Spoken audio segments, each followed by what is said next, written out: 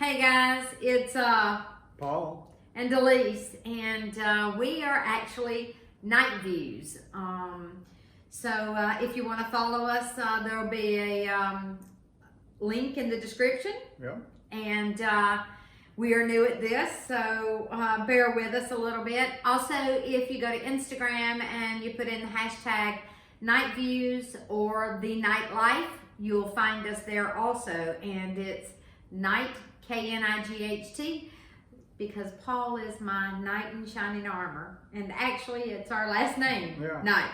So, anyhow, guys, so you may wonder why we're even here. Well, we are looking to buy a new fifth wheel. We currently have a fifth wheel. We do. A Bighorn 3100 RL 2009. Yeah. 2009. Yeah. And we are looking to downsize. We have loved that camper and we have thoroughly enjoyed that camper, but we want something a little bit smaller that we can take just about anywhere, and something that maybe I won't feel so intimidated pulling. You know, Paul doesn't have a problem with it, but it's a beast. It's gross weight up to about 14,000 pounds. It's 37 feet long and about 13 and a half feet high. So it's a big one. Yeah. We have a Chevrolet Silverado 2500 HD, and it pulls it good, but you can tell it's back there. Yeah, yeah. So we just kind of want to downsize, and so with this search, what we've done a lot is we look online and we look at other people's videos and we look at other people's blogs and we see the things that they say and what they're suggesting. And so we kind of thought that maybe there would be people that would maybe benefit from our journey and our search. And we're going to talk a little bit tonight about some of the things that we're looking for in a new rig. And we're gonna also go over a couple of the units that we have been looking at and tell you what we like about them, what we don't like about them, what we kind of feel is beneficial to us, and the things that we're looking for. There's a lot of units out there, a lot of fifth wheels, but when you start narrowing it down to say you want under 30 feet, it gets very narrow. It does. And then it also is even more narrow because there are certain things that we want in one that, and you know, we talk about this all the time when we're looking at them. We always say, okay, if we could take this little component from this unit and this component from this unit, and can we just make our own? And I guess that's true with everything. It is possible to make your own, but runs the price up about 5 times as much out of our market. Yeah, yeah. So you just, like everybody else said, there is no perfect unit. You just find the most things that you like in one and overlook the things that you don't like. Yeah. And go for it. So a little bit about why we're even looking for an RV, why we want to even camp. I will say this, I never camped as a child. I never went on a camping trip. I never camped in a tent. I never camped in a motorhome or a pull-behind trailer. And up until, 10 years ago, I was pretty much opposed to camping. I wanted to go to a hotel. I wanted somebody else to make the bed for me. I didn't want to have to lug all the things you lug when you go camping, and camping was something I did not want to do. But Paul, on the other hand, growing up, my family had a camper. It was a little Indian pull behind, and we had a lot of good times in it. So I have good memories of camping. Well, I guess we call it camping. RVing probably, it's more like it. Camping in tents wasn't for me either. Yeah. So we made a trip out west. We went to Colorado, and then we went on into Wyoming, and we visited Yellowstone, and we had a wonderful trip, and we saw a lot of people camping there.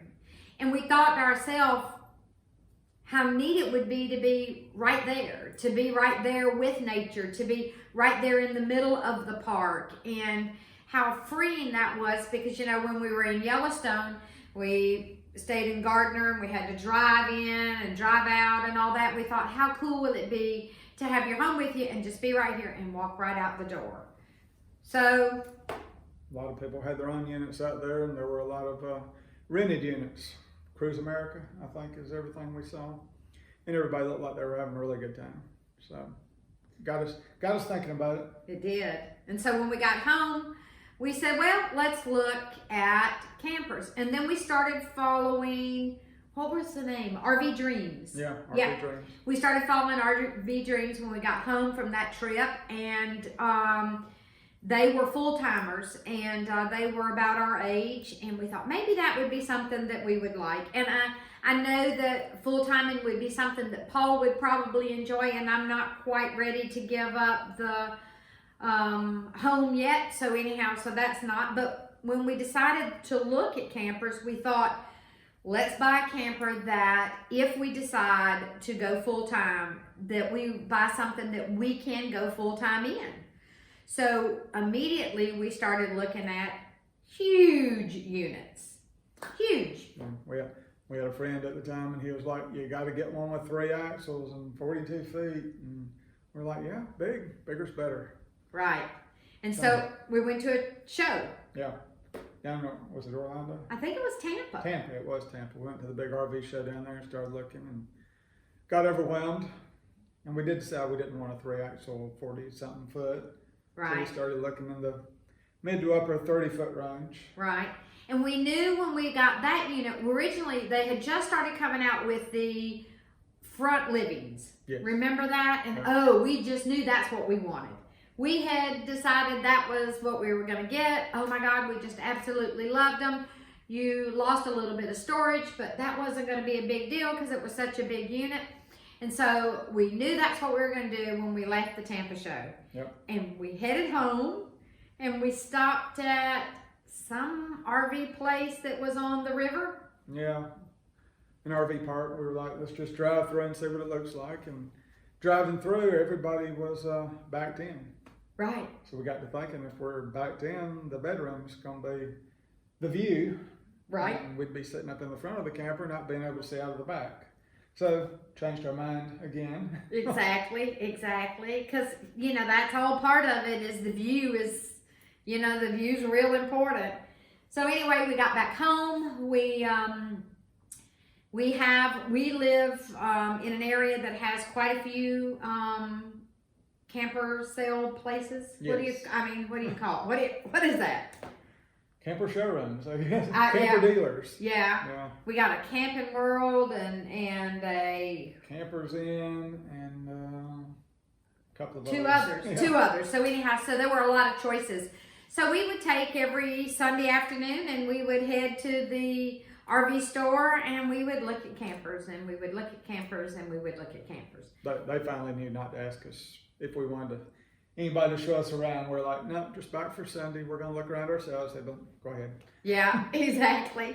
Because they knew we were just regulars, and I knew that I had to put my own spin on whatever kind of camper we got. I wanted to be glamping. I didn't want to be camping, and I didn't like the dark interiors or the wood interiors, and I knew that whatever we got, I'd want to change. And Paul was up for that. If he could just get me to go camping, it was going to be fine. He'd let me do whatever I wanted if I would just go camping with him. So we knew that we wanted to buy used because the thought of painting cabinets in a brand new unit was like, oh, you don't want to do that.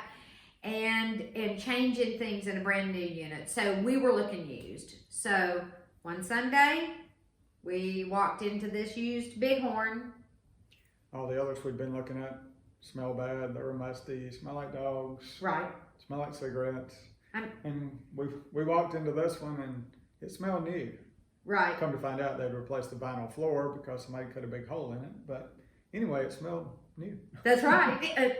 And it was so funny because my nose is like crazy good, I guess you would say. Sensitive. Yeah. So what I would do is I literally could open the door of a camper and stick my head inside the used camper and say, nope, we're not going in it, and shut the door. You know, so I mean, it had to pass the smell test before I ever even walked into the camper. And like Paul said, they had just replaced the vinyl in here and it smelled brand new. So anyhow, we bought that camper. And so we've had that camper for how long now? 7 years. So, and our very first trip, we went all the way to Virginia in it, went over to Ohio in it, and we've made a good many trips in it. Not as many as we probably would have liked, but we have thoroughly enjoyed it. And I did change things. I painted cabinets and added baskets and changed bedding and changed drapes and hung pictures, and what else did we do? Did backsplashes. And so anyhow, so we'll throw a few photos in here of what our other camper looked like so that you guys can see. We really liked it. It was really, it's been a really, really nice unit, and it's up for sale now because we want to downsize. We do. We've made the decision. It'll be hard to do because that unit has a lot of storage, a lot of cabinets, a lot of storage underneath. It's been a good unit. It has. It's been. Be surprised how much stuff we had in it. Yeah.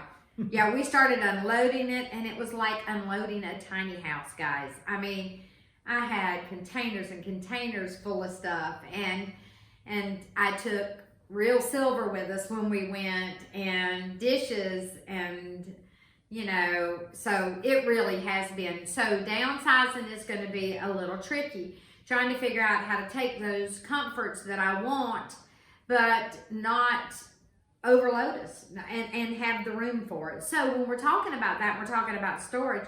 Let's talk about a few of the things that are must for us for a new camper that we have to have. And I'm going to say the first one, which is the easy one, is that you have to be able to access the bathroom with the slides in. That is a deal breaker. I mean, it is. It is. And the reason is because, well, when we're going down the road, if we have to stop to go to the bathroom, Paul normally just pulls off a ramp and we jump in the trailer, go to the bathroom, and then we get right back on the ramp. And there's none of this looking on the GPS, trying to navigate whether or not we can turn a camper around, or if there's a store that we can go in that the camper will fit, or that all of those logistics, I guess. Saves a lot of time being able just to jump out and go in the camper. Right. So not having to do research for miles and miles down the road when you really got to go. Right, exactly, exactly. When it's just as easy just to jump in the camper. Yep.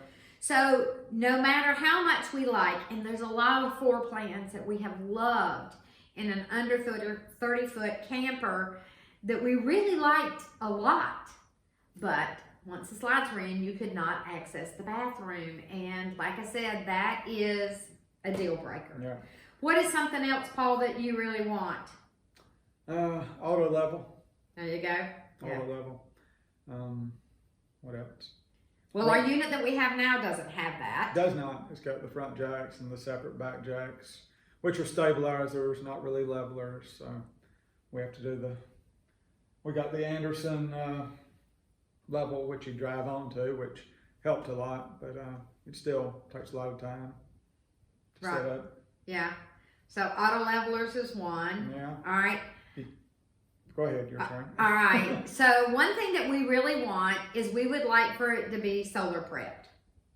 So, because we kind of want to do a little bit of boondocking, and especially now with COVID and everything like that, people are talking about how it's really hard to get a place to camp, that some places are really booked up and it's hard to get reservations. And we want to be able to, if we find some lands that you're allowed to camp on, we would like to be able to do that. And so therefore we would like for it to be already pre-whatever for solar. What do you call that? Prep for solar. Prep for solar. The wire going up to the roof, going into the compartment where you don't have to at least pull that wire. It's not really a lot of prep, but yeah, that's what they call it. Yeah. All right. What else? Our other unit has those pleated shades. I always wanted the roller shades Yeah, that you can just pull down and they go up by themselves. yeah. Because we've had one of the pleated shades has busted on us, and you've got to rethread all of that, and they're just nasty. And they are hard to let up and down. Every morning you dread having to raise those blinds. Right. So roller blinds are another thing. Another thing is an Arctic package. Or if, I don't know if you even call it that. What do you call it? That's what they call them. Yeah. Insulation, heated underbelly, heated holding tanks, so you can go out below freezing and turn the heaters on and not worry about it. Yeah. So I'm not saying that's a deal breaker. I'm just saying that that's real important. It's probably a deal breaker. Yeah. Yeah. So the roller blinds are not necessarily a deal breaker because Yeah, you we can can do install those. Those can be an after install. But all right, what else? What else can we think of? You know, we want storage. You know, we want a unit it's got to have an ample amount of storage. I'm not saying that it's got to be completely loaded with cabinets, but if we intend on taking the camper for 3 weeks and going out west or something like that, we want the storage. The other thing is that Paul and I love to kayak, and we have a Sea Eagle kayak. inflatable kayak. Right, and so we've got to have room for that. We've got to have a place for that to go.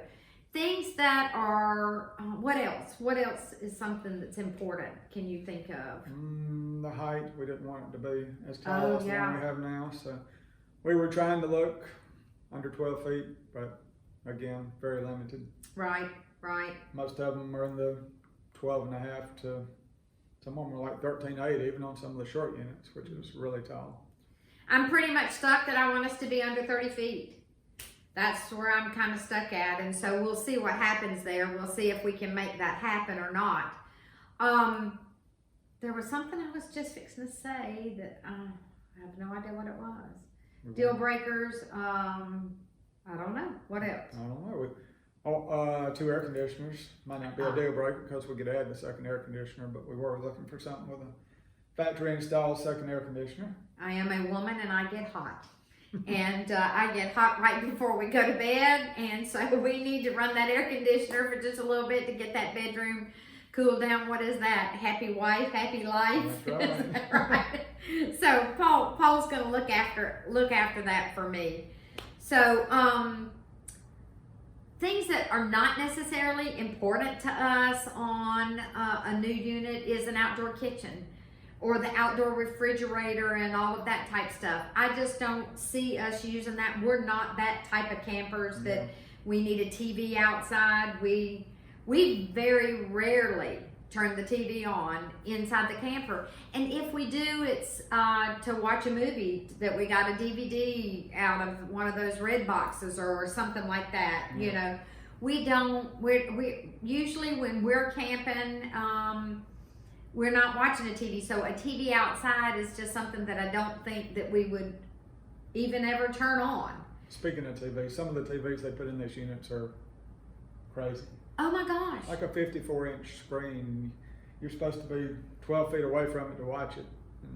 You can't even get 12 feet away, and you know, it's not 12 feet wide. It is, and I don't get, and I mean, and that's one of those things that I would definitely change if I were building campers or RVs, is that the size of the TV, it's just, some of them are just unbelievable. But outdoor kitchen is not something that I'm too, you know, it's not anything that we necessarily want or is even important to us. Of course, awnings, and we'd like some light on the outside with the awnings and stuff like that. So, but other than that, I don't know what else we're really looking for. Chances are pretty good that when we get a unit that I will do some changes. I will maybe paint cabinets, or maybe put in wallpaper, or maybe even change the furniture, because I'm not real keen on camper furniture. Those aren't maybes. Right.